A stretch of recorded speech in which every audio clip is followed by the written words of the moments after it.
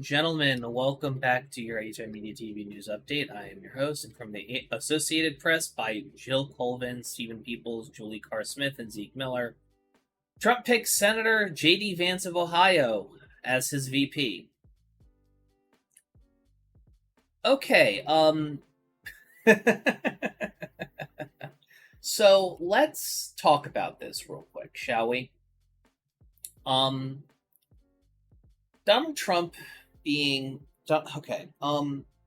Obviously, having an old guard. Here's the thing: I don't think Trump would have picked J.D. Vance if he wasn't so desperate for the moderate vote. And after that borked assassination of him on Saturday, he's kind of been forced to play the gracious unity card here, because ultimately, before Saturday, Donald Trump was probably not going to win the election. He's still probably not going to win the election. I say probably with bated breath, but ultimately, I think really does come down to. I think it really does. Let me. As this car drives 20 miles away from the fucking point of this video, let's circle around and come back. J.D. Vance is going to do a couple things for Donald Trump here. One, because he was a one-time critic and criticism of him, he can get the perception that he's willing to work with people that we're critical of, which is absolutely not true. J.D. Vance is a MAGA type through, and one of and currently a Donald Trump dick sucker.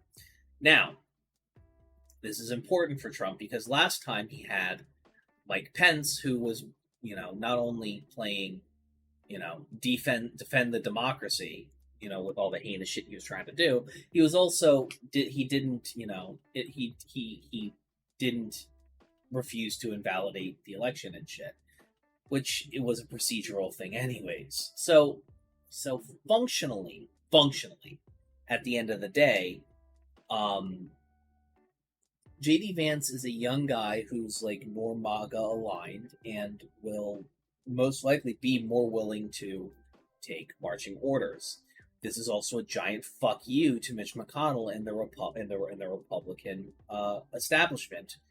Why? Because in the 2022 election, which was effectively a red ripple, and the sheer amount of money that Mitch McConnell ultimately Republicans lost in state houses all across the country, and a good number of Republicans lost their seats as well. And JD Vance was they had made the analysis: we need to keep Ohio. Ohio is the one where we can most likely win, and we need to fight for this. And JD Vance at the time was one of the most expensive Senate campaigns because they were just dumping millions and millions of dollars to get his seat. J.D. Vance was not an he has a history of child diddling, allegedly. He was some level of corruption details, some weird money shit, but they got him in. They got him in at the expense of Republicans in Arizona, Republicans in I think Nebraska, Republicans in Oregon, Republicans in New York. Lots of Republicans at the state and federal level lost their races because the support went to go support J.D. Vance of Ohio to keep Ohio, the Ohio senators, red. Here's the problem with Donald Trump, picking J.D. Vance as his VP. This gets rid of the incumbent protection that normally comes with that level of stuff. So what happens now, right? Like Donald Trump. God forbid Donald Trump wins, we're fucked anyway, so who gives a shit? But Donald Trump loses, JD Vance isn't able to run for his Senate seat. He won't be able to run for his Senate seat. So now you have a seat that is a lot more difficult for Republicans to defend, and because they don't have that incumbent protection, they're going to have to spend a lot more money to get to that back anyways. So JD Vance is good for Donald Trump because JD Vance is going to do whatever Donald Trump tells him to do. It's a bit of a fuck you because of all the amount of money, and also JD Vance is by far not the candidate for VP that any Republican would have wanted, except maybe the Heritage Foundation on some level, but they're fucking zealots and shit. So we'll see. I think ultimately he's going to be I think JD Vance not having that Senate seat, if Trump loses the election, which I am not as confident to say that he will at this point. But best case scenario, Trump loses, JD Vance loses a seat, and now a pretty important senator seat in Ohio is now up for grabs. Otherwise, we'll see what happens. I don't know where things go from here per se. But I don't know.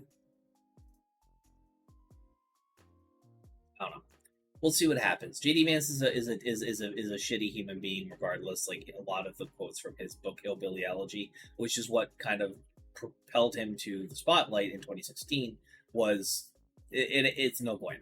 So, regardless, ladies and gentlemen, thank you so very much for listening. I appreciate your time, and your listenership. And I actually shouldn't be doing this aspect of it. I made an entire post-roll pre-record. I am a terrible YouTuber / podcaster. Why the fuck do you listen to me? All right, here's the B-roll. Hey, thanks for watching.